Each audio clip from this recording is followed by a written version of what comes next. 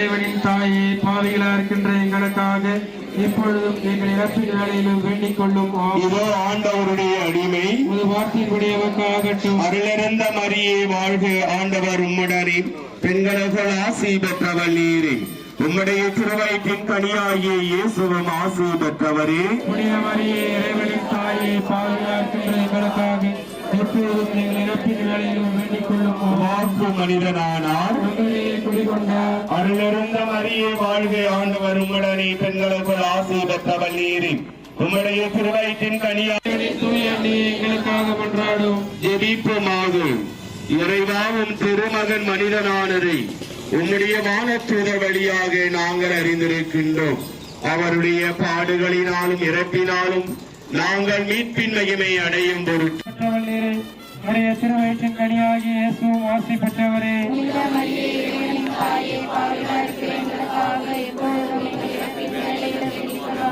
அருளறிந்த மரியே வாழ்க, ஆண்டவர் உடனே, பெண்கள் கூட ஆசி பெற்றவர் நீரே. திருவயிற்றின்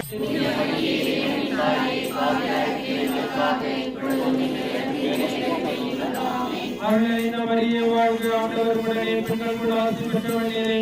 உடைய திருவயிற்றின் கனியாகிய இயேசுவும் ஆசி பெற்றவரே.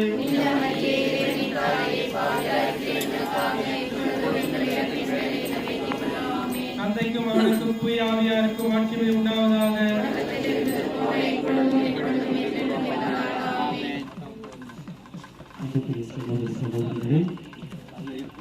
இரண்டு புறமும் வரிசையில் சென்று சத்தில் வந்து சவுண்ட் பாக்ஸ் வைக்கில் வரும். எல்லாரும் காதுகளுக்கு வசதியாக இருக்கும். ஆகினாலே நீங்கள் இருபுறமும் இருக்கிற மாதிரியே சொல்லப்படி அன்போடு கேட்டுக்கொள்கிறேன். இன்று நம் ஆண்டவர் இயேசுவின் பாஸ்கா முறை பொருளை பற்றி ஆழமாக சிந்திக்க அழைக்கும் புனித வாரத்தில் அடியெடுத்து வைக்கிறோம். இதன் தொடக்கமாக இன்று நாம் குருத்து நாயை பிறப்பிக்கிறோம். இந்நாள் நம்மை இயேசுவோடு கல்வாரி நோக்கி பயணிக்க அழைப்பு விடுக்கின்றது. இன்று இயேசு மேற்கொள்ளும் பயணமானது தற்புகழ்ச்சிக்கான பயணம் அல்ல, மாறாக கடந்து அவர்கள் சென்றார்கள். அதை போலவே இந்த மனிதர்கள் கூட்டம் இன்று வழியில் இருந்தாலும் நாம் கடந்து அவர்கள் சொன்னது போல எங்கள் ஆண்டவர் இந்த உலகின் அரசர், எங்கள் ஆண்டவர் எங்களை மட்டுமல்ல உலகையே காப்பாற்றுகிறவர், உலகையே காப்பாற்றுகிறவர் மட்டுமல்ல உலகின் ஒளி இவர், வழி இவர், உத்தாரம் இவர் என்று அனைத்தையும் அடங்கியது ஒசானா என்று பாடுகிறோம். ஆகவே நாம் வெற்றி முழக்கத்தோடு வீர முழக்கத்தோடு நாம் இங்கிருந்து செல்ல இருக்கிறோம். நம்முடைய வாழ்வும் வெற்றி அடையும் என்ற வெற்றி பயணத்தை நாம் மேற்கொள்வோம். மன்றாடுகிறோம். அதனால் கிறிஸ்து அரசரை அக்களிப்போடு பின்பற்றும் நாங்கள் அவர் வழியாக நிலையான எருசலேமுக்குள் வந்து சேர ஆற்றல் பெறுவோமாக. எங்கள் வாழ்க்கையிலும் உமது அமைதியும் ஆனந்தமும் நிறைந்த இறையரசு கட்டி எழுப்புவோமாக. என்றும் வாழ்ந்து ஆட்சி செய்கின்ற அவர் வழியாகவே உங்களை மன்றாடுகிறோம்.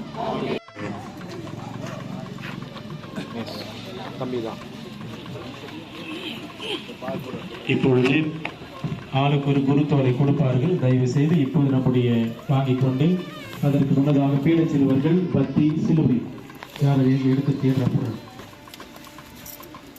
பீடச் சிறுவர்கள் பத்தியை எடுத்துக் கொண்டு செல்வார்கள். நம்ம யார் பத்தி எடுக்கிறது? சிலுவை, தூபம், அடுத்தது சிலுவை, அதற்கு பின்னாடி பத்தி. அவர்களை தொடர்ந்து இளைஞர்கள் முன்னாடி போங்க. ஓகே, அவர்களை தொடர்ந்து இளைஞர்கள், இளம் பெண்கள், போரஸ், அதன் பிறகு பெரியவர்கள். தயவு செய்து அப்படி இரண்டு வரிசையில் செல்லும்படி உடைய அன்போடு கேட்டுக்கொள்கிறேன்.